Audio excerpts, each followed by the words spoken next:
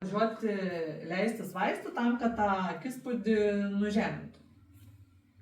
Bet tas buvo labai ilgą laiką, bet kadangi jisai vieną dieną irgi nusprendė prisijungti prie mūsų ir pradėti vartoti profilaktiškai, tai jo produktas buvo tiesiog Provitalitis ir paskui įstraukėm kalcį ir aš sakau, tau tikrai yra būtini flavonoidai, nes aš žinojau jo tą akių problemą.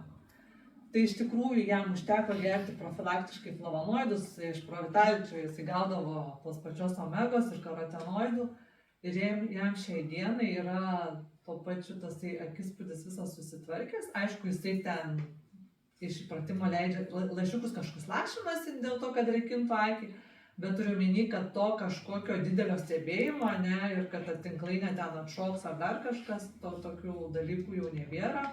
O kadangi gėrė vėl tą Provitality ir tą flavonoidą, taip susitvarkė ir savo hemoglobiną, kur irgi visą laiką buvo sekamas gydytojus, dabar gydytojas sako, ką tu darai? Sako, ką darau?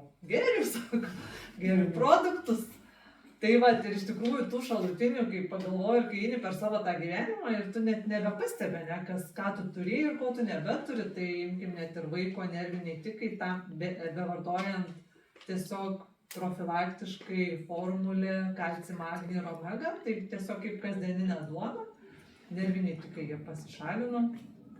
Tai iš tikrųjų labai daug tų tokių yra šalutinių ir dėl to mes esam labai, kaip sakant, dėkingi ir džiaugiamės būdami šitoj kompanijai, tai yra didžiausia vertybė.